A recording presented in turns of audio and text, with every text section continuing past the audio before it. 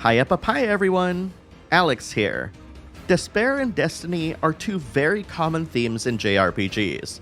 They're so common that if I got $1 for every single time somebody mentions despair or destiny, I probably would have been a millionaire by now.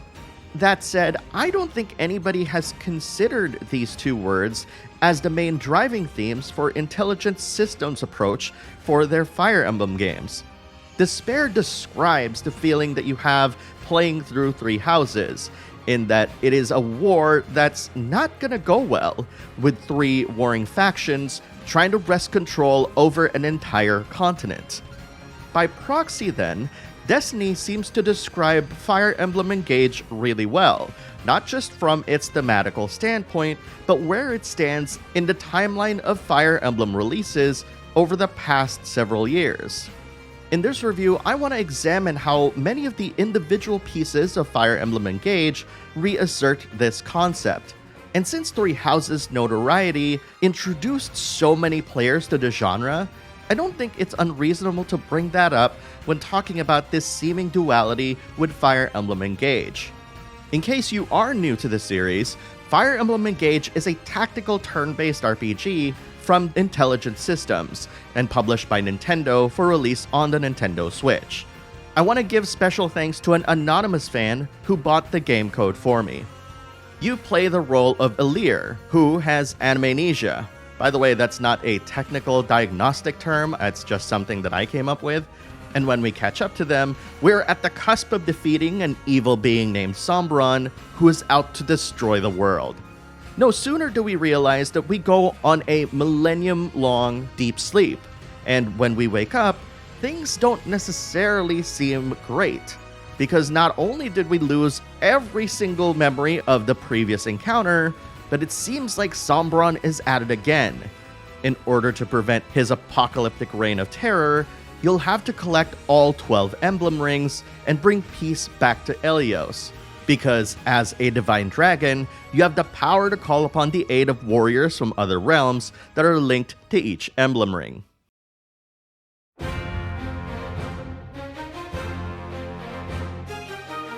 Much of the conversation surrounding Fire Emblem Engage has to do with its gameplay, so it's natural for us to start our review here. The classic weapon triangle has returned. What this basically means is that sword users beat axes, axe users beat lances, and lance users beat swords. Martial arts users beat bows, knives, and magical tomes, which all operate outside of the weapon triangle system.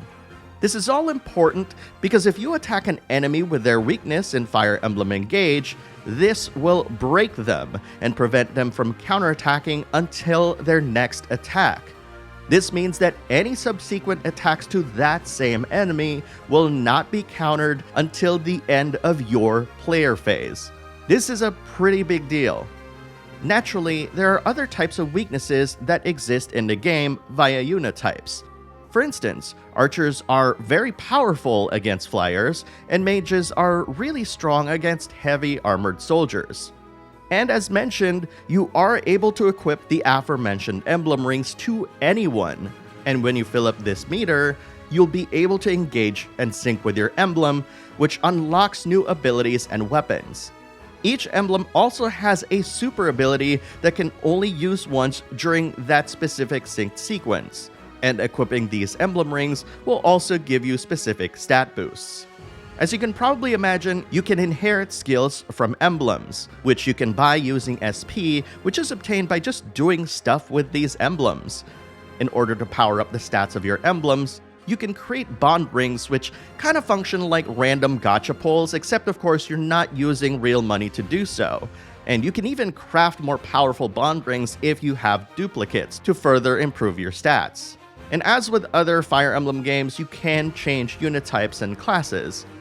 What's interesting to me is when I first heard of the emblem rings, they kind of reminded me of how the Fire Emblem characters were implemented in Tokyo Mirage Sessions Sharp FE. But their implementation is actually much more interesting than that, In fact, it kind of reminded me a lot of the Esper system in Final Fantasy VI, or to another degree, Final Fantasy VII and Final Fantasy VIII, where you get to assign a specific summon, and in this case an emblem, to a character, and you're able to imbue your characters with specific aspects of each. That being said, it doesn't take too long to actually fully level up each character's bond with a specific emblem, which allows you to really mix and match and create specific builds very early on in the game. And what's also really interesting about playing Fire Emblem Engage is that it feels as though it's a lot easier to get into the combat, and you're not spending so much time at your base trying to get ready for everything. In fact, a lot of that kind of minutia that you were doing in between battle in Three Houses has been streamlined dramatically, including its UI system, which is great because one of the best things about Fire Emblem is getting back into battle. And the fact that Fire Emblem Engage does this extremely well makes it an absolute blast to play. And keep in mind, I love Three Houses for what it did. I'm just saying that there was a very different approach when the developers tackled this game, and they had a very clear intention of what they want to do, which is get players into the battle faster. And I want to make sure I reiterate this. The gameplay of Fire Emblem Engage is so much fun. Like, even getting into the skirmishes and just kind of going into battle and not even having to deal with a lot of the little minutia and maintenance that you'd normally do at your base in the Somniel allowed me to experiment and play around with the different emblems and get to learn how to really maximize the amount of damage that I was dealing with every single character. Needless to say, the gameplay is an absolute treat. That said, I'm pretty sure you're very well aware of the many reviews that talk about its story. And I'll say this now, the story dialogue isn't as articulate and carefully crafted as Three Houses, for a very good reason. Particularly because Three Houses relied a lot on subterfuge and kind of hiding the details so that a lot of the surprises later on would materialize itself, and then you realize, oh wow, they clued us in from the very beginning that this was going to happen. It's just that it was so obfuscated and cleverly hidden that it's only now that's coming together. That said, because they don't have that sort of baggage from Three Houses and have completely shed that, this also means that the story sequences don't actually take long to get through, and before you know it, you're already fighting that chapter's battle. Again, there's that gameplay-centric approach that I mentioned earlier. This also means that a lot of detail behind the mystical powers in the game, such as how the Divine Dragon powers are transferred from one to another, is waved away early on in favor of pushing you along in its story. And in case this was lost somehow, this all results in a speedier move towards combat, which many players will appreciate. Because of its seemingly low-stakes story, blame ludonarrative dissonance if you want the story to have a more urgent pace, Engage allows for more quirky moments that they simply couldn't get away with in Three Houses. This also allows support conversations to be less personal when compared to said game, though that's completely okay. Not everything has to be this really deep and dark backstory like Bernadetta's, for example. It's in this sense that every single part about its storytelling and character development all serve in favor of getting back the player into its gameplay.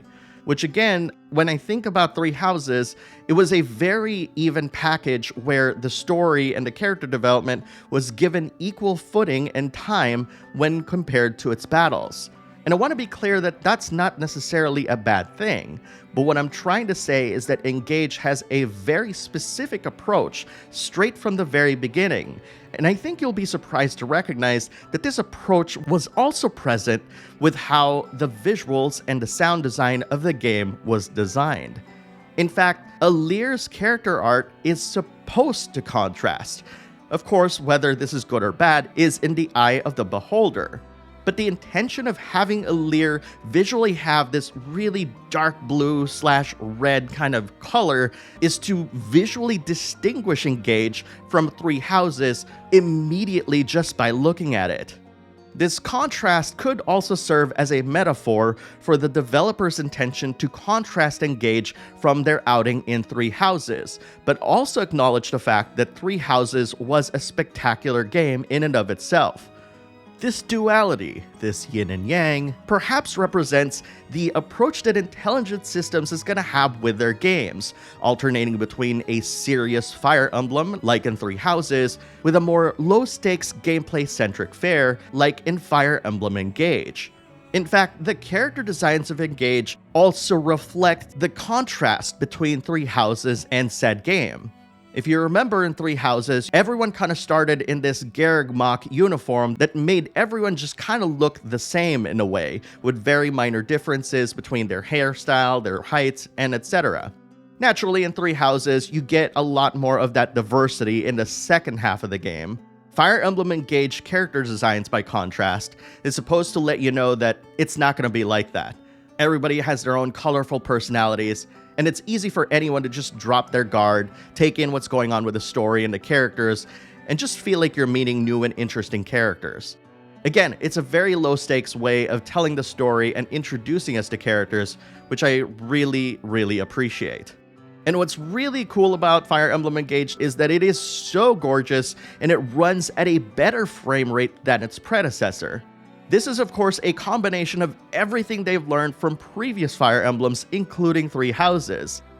Not many people will notice this, but one design detail that I absolutely loved that carries over from Three Houses is the fact that all of the backgrounds are just static screenshots. And through a combination of parallax and relative model rotation, it makes that space feel like it actually has a lot of depth to it, even though it's just a screenshot. This, of course, helps the game's performance during cutscenes, but there's also a lot of really smart choices that they made when rendering battles. And I talked a little bit about the UI earlier, and the very first thing that I noticed is that the UI is decidedly less busier and in fact more intuitive than Three Houses. For instance, highlighting characters will quickly show the weakness icons on enemies that are weak to that character's currently selected weapon. And moving characters next to enemies also visually represents the potential damage that you'll inflict with that character's last selected weapon, which allows you to make many more decisions on the battlefield before dialing into the matchup screen. Another really big difference between Three Houses and Engage is that there are no time management mechanics while in the Somniel. Though, of course, there are moments, such as training, that have very limited uses between battle. And when you compare the Somniel, which is your base in Fire Emblem Engage, to something like Garreg, there are a wealth of things to do in that area, but it's not so overwhelming that you feel like, oh my gosh, you have to do this and that and kind of schedule your time with the game before you actually get into battle. The music in Fire Emblem Engage is also quite rousing, especially in comparison to its predecessor. You are a child of destiny, and it's your destiny to vanquish the evils of the world, and so a lot of the thematics of the game really build that up, and the music really complements that. But I know some of you have been waiting for the next thing I'm about to talk about. More specifically, if you're one of those people who somehow complained that the petting mechanic from previous Fire Emblem games is completely gone, well, you're in luck, because it's back in the form of the Emblem Polish ring mechanic. So polish away.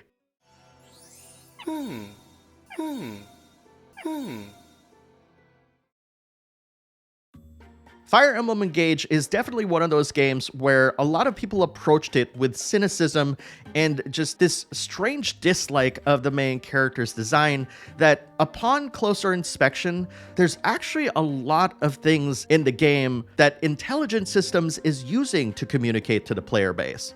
Maybe the duality of Alear is an indication that both Destiny and Despair can coexist with one another, leading to Fire Emblem games that potentially alternate in terms of its subject matter and focus.